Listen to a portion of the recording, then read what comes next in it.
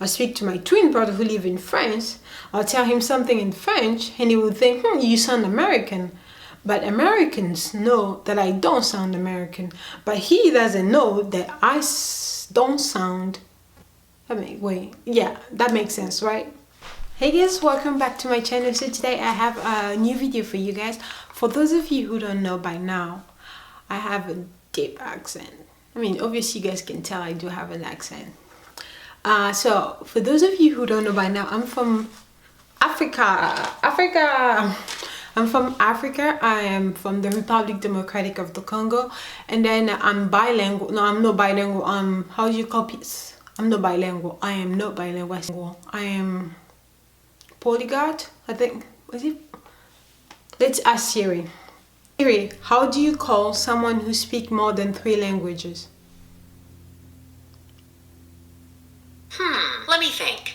Okay, I found this on the web for how do you call someone who speaks more than 3 languages.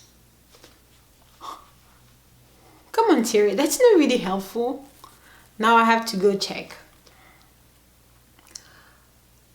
Trilingual? No. What about more than 4?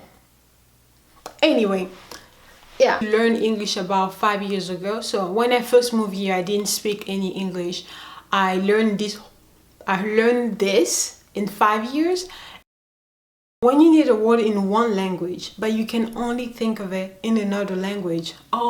That's like my husband is from here, is American. So from time to time, me asking him things like, hey, babe, how do you call, I know in French it's called palmier, but how do you call it in English? It's funny because he doesn't speak English. He doesn't speak French. I am asking him something in French and I'm expecting him to tell me that in English. Like, what? He's just like, what? Having to use one language after you haven't used it in a long time. Like, being bilingual, trilingual, whatever, how many languages, speaking more than one language, it's amazing. But maintaining the language, it's actually very hard than you would think. A language, you actually have to keep practicing, because once you don't speak it and then you start speaking it, you just can't. Like, it's actually very hard to maintain being bilingual. There's always that, oh my God, you speak that language? Can you please teach me how to say this? You're constantly teaching people how to say something in your language. It's like, oh, say something in your language. Say something in your language.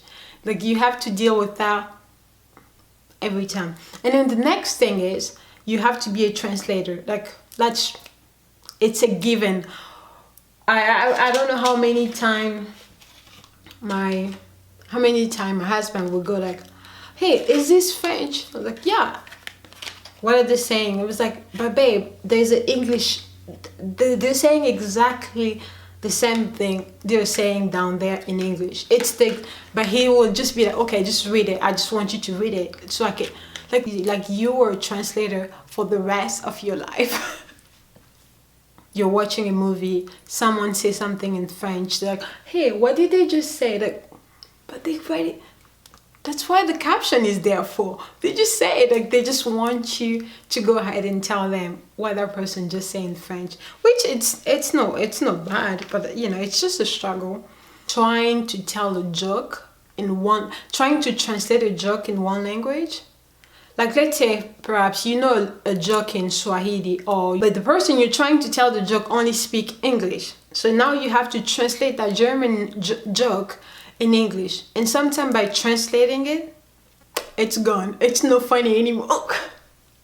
It's not funny anymore. Your American friend is just like, okay, like, no, you didn't think it was funny, and then you have to explain yourself like, no, I promise, if it was still in German, or if it was still in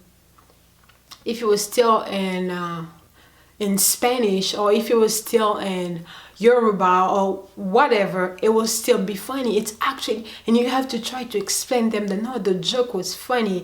I promise. It was switching language in the middle of a sentence.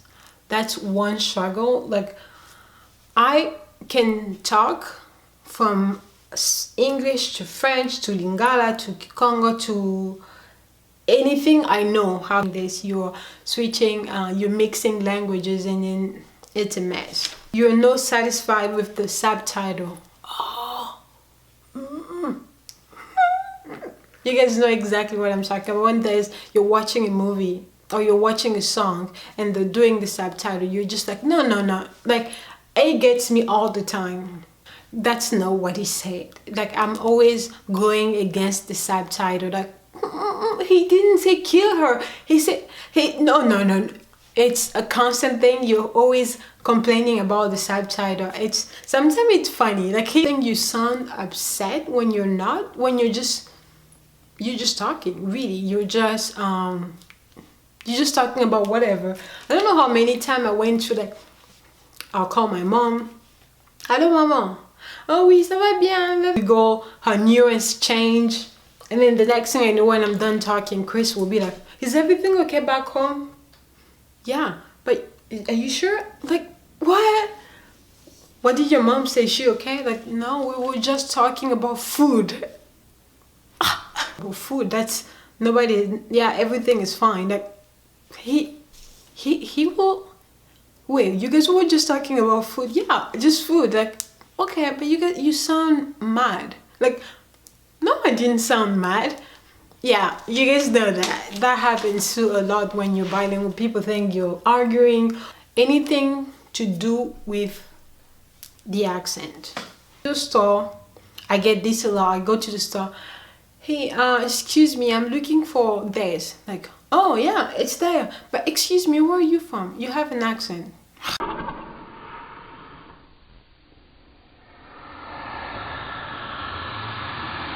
Can you please teach me your language? Do you have about 5 years to put in this? Because it took me 5 years to learn this English. Thank you guys so much for watching my video. I hope you guys are doing fine. This video, give it a thumbs up, subscribe, comment. Tell me if you're bilingual. What are some of the struggles you have to deal with? Thank you guys so much for watching, and I'll see you guys on my next video.